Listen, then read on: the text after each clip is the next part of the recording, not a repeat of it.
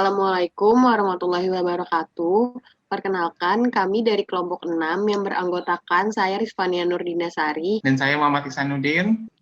Dan saya Fajar Hanifianto. Dan saya Stella Eka Listiani.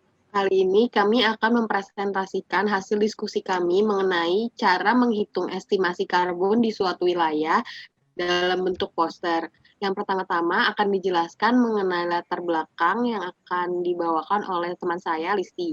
Kepada Listi dipersilahkan. Baik, jadi latar belakangnya yaitu berkembangnya peradaban disertai juga dengan berkembangnya teknologi dan pembangunan. Peradaban menyebabkan meningkatnya gas emisi karbon yang berbahaya bagi kestabilan iklim, sehingga kami merasa penting untuk menjelaskan pentingnya ilmu matematika dalam menghitung estimasi karbon agar iklim bumi tetap terjaga. Selanjutnya akan dijelaskan oleh Hanif. Ya, rumus dari latar belakang yang sudah dijelaskan oleh Listi akan tarik rumusan masalah. Ada dua. Yang pertama, apa saja metode untuk estimasi penyimpanan stok karbon. Yang kedua, bagaimana cara menghitung total stok karbon. Nah, tujuannya mengetahui estimasi cadangan karbon tanah di lahan hutan Indonesia melalui perhitungan matematika. Dalam latar belakang tadi disebutkan bahwa hutan Indonesia itu berperan sebagai paru-paru dunia. Maka dari itu, cadangan karbon tanah hutan Indonesia perlu dijaga kelestariannya guna mengimbangi emisi gas CO pada industri modern kali ini. Selanjutnya akan dijelaskan rumus estimasi karbon wilayah oleh... Ya, baik, terima kasih Saudara Fajar. Saya akan melanjutkan pembahasan kita sekarang di rumus estimasi karbon di suatu wilayah.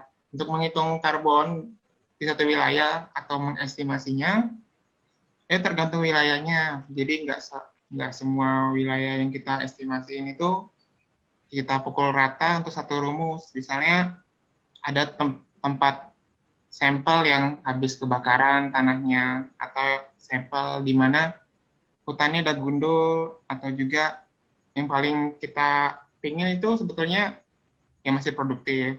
Nah, ini jadi ada 9 metode di mana pengestimasian dari karbon stok itu berbeda-beda.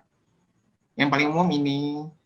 Lalu juga ada sampelnya dari volume batang pohon, ada juga sampelnya berupa dari getah pohon, ada juga sampelnya berupa dari tanah, dan juga dari sampel batang. Nah, untuk rumus paling umum dari kesembilan ini, itu ada satu rumus untuk mengestimasi karbon stok, yaitu caranya dengan mengalihkan biomasa kering. Jadi masanya kita kalikan dengan karbon fraksi. Karbon fraksinya itu 0,47. Nah, dari 9 ini misalnya kita ambil metode 3 ini di tengah. Yang calculation density from wood sample sampai ke calculation of lying deadwood carbon stocks.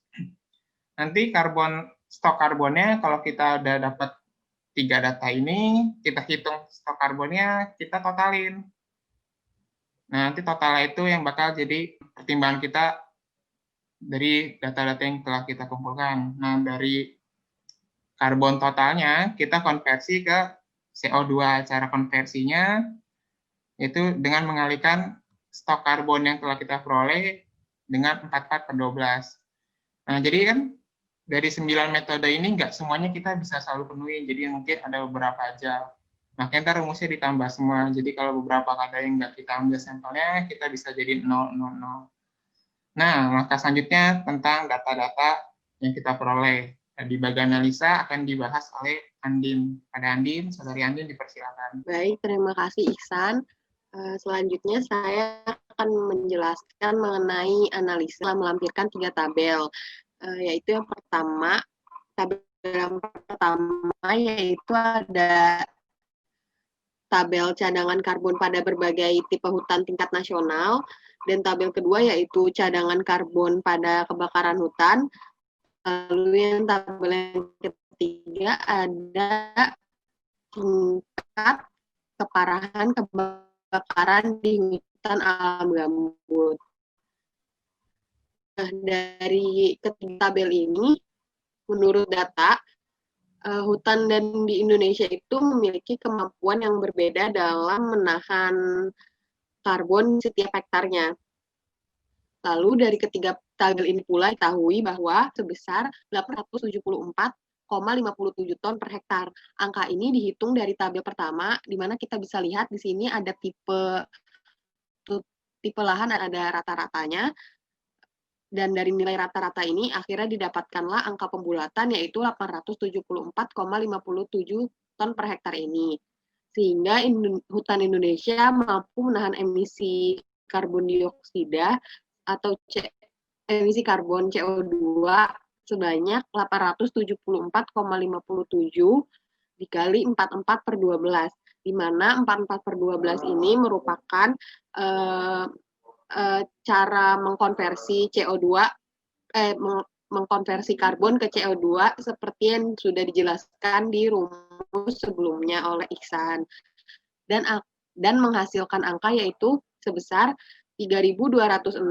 Kita memiliki data bahwa hutan Indonesia itu memiliki luas sebesar 94,1 juta hektar. Nah, dari angka tadi yaitu total kemampuan hutan Indonesia menahan emisi CO2 dengan luas hutannya dapat kita kalikan, dan itu akan menghasilkan total hutan Indonesia yang mampu menahan emisi karbon sebanyak 30 miliar ton.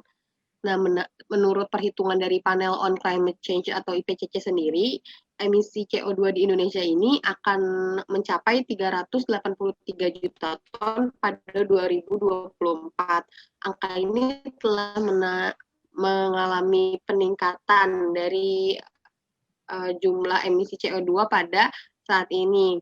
Nah, jika kita lihat di sini, kemampuan hutan Indonesia untuk menahan emisi karbon itu sekitar 30 miliar ton. Sedangkan Indonesia sendiri hanya sebenarnya bukan hanya ya, karena 383 juta ton ini juga merupakan angka yang sangat besar. Tapi jika kita bandingkan dengan 23 juta ton ini masih sangat kecil.